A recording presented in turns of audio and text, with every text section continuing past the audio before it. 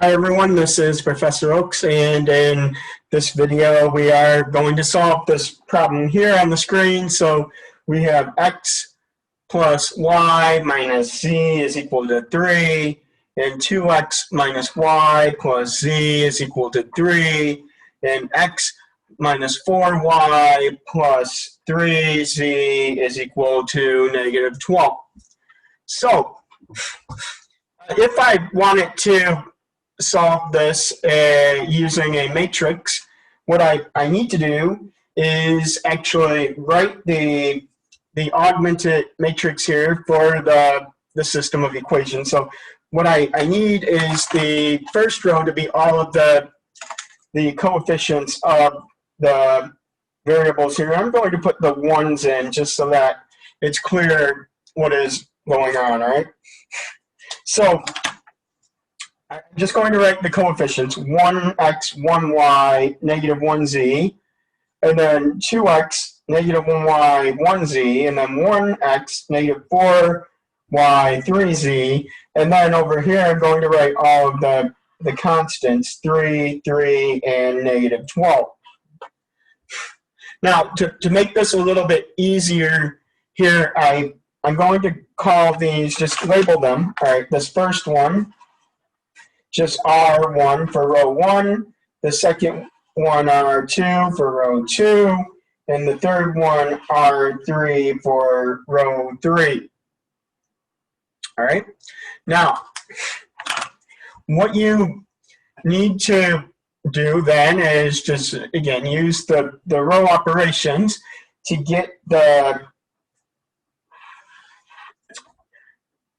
this matrix here to be the identity matrix. So that would be 1, 0, 0, 0, 1, 0, 0, 0, 1, and then augment it with the values that would be the x, y, and z values over here. All right, so if you can do that, then that means there is a solution. If there's something, so if you get something like that, that means that the solution is whatever it is, x, y, z.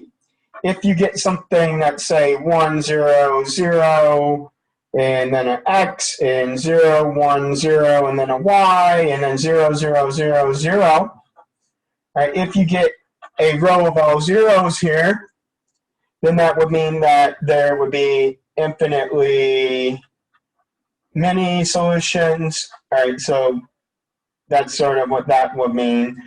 And then if you got something that maybe looked like this, 0, 1, 0, y, and then 0, 0, 0, and then some number over here, it could be really whatever number you want, but like a 0 and then some 1 maybe, right? Since this would say 0 equal 1, well, that's not true, so that would be a situation where you would have no solution, all right? So that would be no solution. If you had 0 equals 2 or 0 equals 3 or whatever it might end up being here, if you have all zeros and then equal to some numbers and 0 won't ever equal whatever that number is, then that would be a case where you would have no solution, right? So those are just some examples of what the final matrix might look like once we get through all of these row operations, all right? So these are the main things you should be looking for.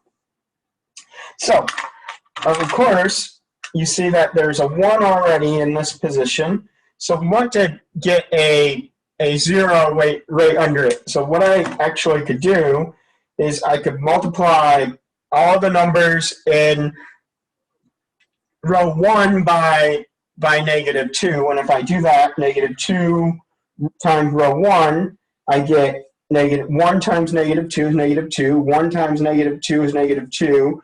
Negative 1 times negative 2 is 2, and 3 times negative 2 is actually negative 6. And then add that to row 2. Row 2 was 2, negative 1, 1, 3. So then I get 0, and negative 3, 3, and negative 3. So then I can say negative 2 row 1 plus row 2 can go into, that can be the new row 2, all right? So I'm going to keep everything the same in row 1, 1, 1, negative 1, 3, and I'm going to keep everything the same in row 3, 1, negative 4, 3, negative 12. But row 2, the new row 2 is going to be this right there, all right? So 0, negative 3, 3, negative 3. Now, see how we have a 1 and a 0 now. That's good. Now we want the next one to be a 0 also. So I could actually do a negative 1 row 1. That would mean 1 times negative 1, 1 times negative 1, negative 1 times negative 1 is 1, and 3 times negative 1 is negative 3.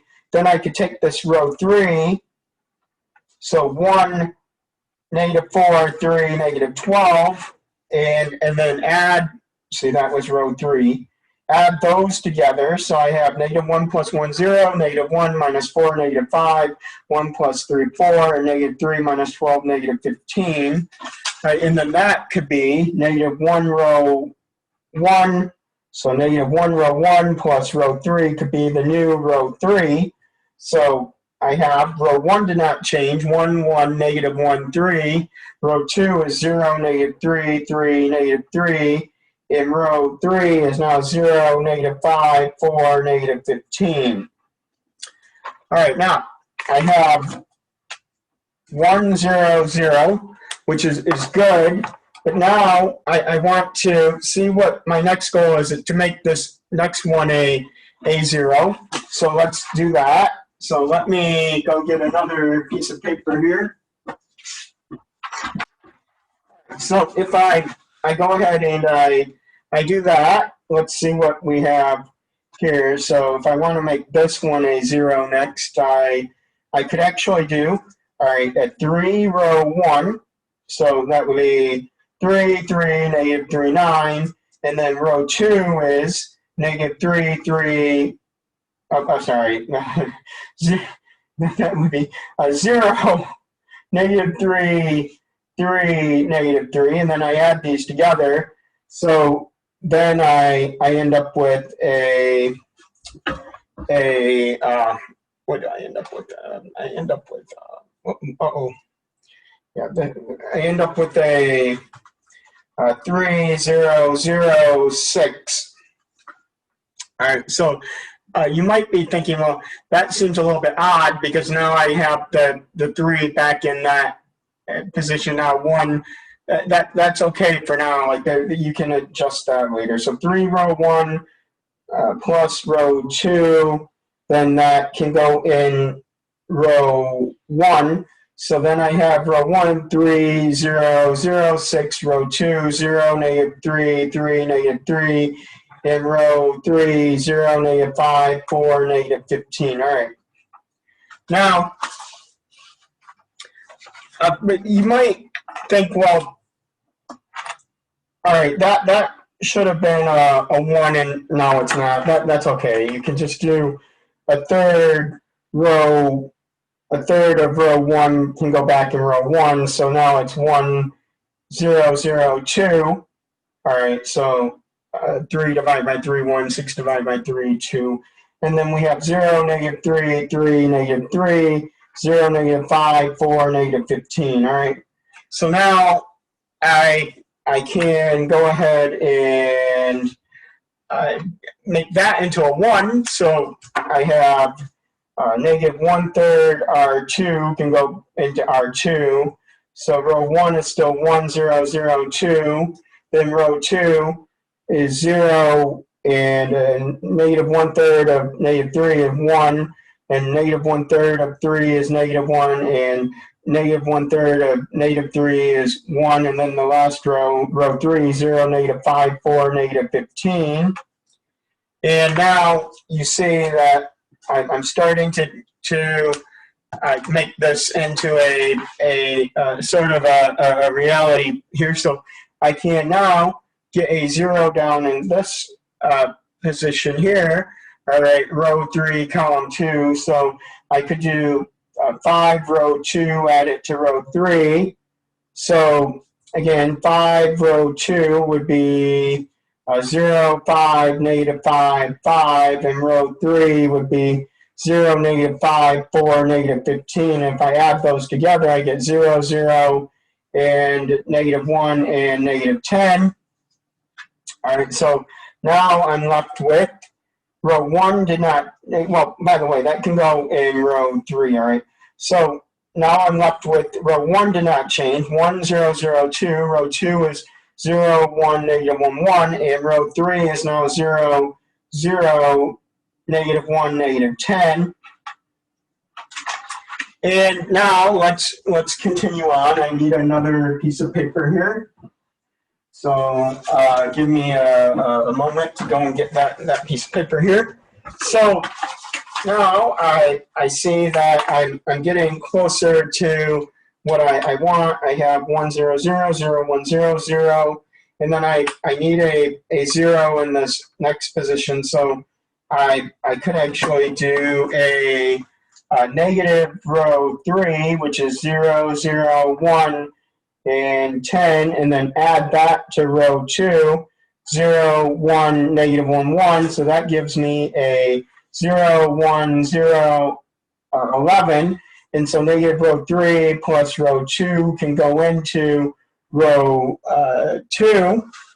So then I have row 1 unchanged, 1, 0, 0, 2. Row 2 is now 0, 1, 0, 11. And row 3 is 0, 0, negative 1, negative 10. And then, all right, I have to keep on going here. So I see that I have 1, 0, 0, 0, 1, 0, and 0, 0, negative 1. I want a positive 1 there. So I have negative row 3 is equal to 0, 0, 1, 10.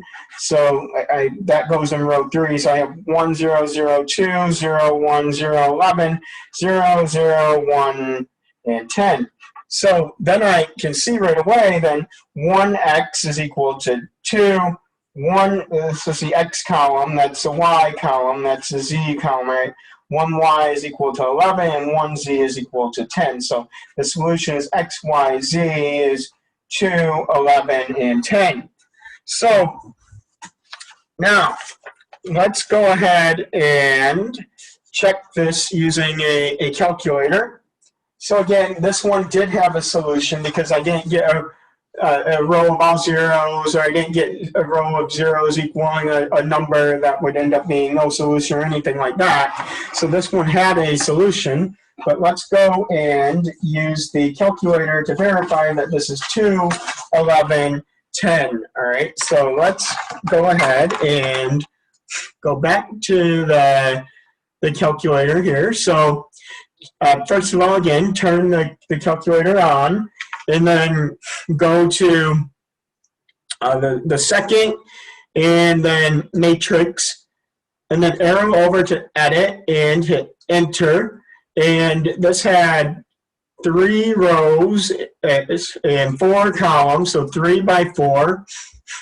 And the numbers were 1, 1, negative 1, 3, 2, negative 1, 1, 3, 1, negative 4, 3, negative 12, and then second, and then quit here.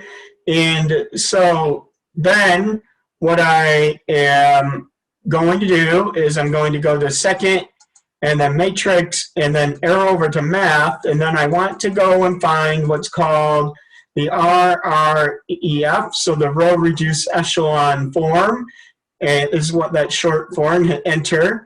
And then second, matrix, and I know that I just typed everything into that 3 by 4 matrix in A, so then I just hit enter for A, and then put in my parentheses, and then I see there is my answer. and it matches what I got here. The X would be the 2, Y would be the 11, and Z would be the 10. All right, so this is how I would go about solving a problem like this using the TI-84 plus calculator here. I hope this helped. Thank you and have a great day.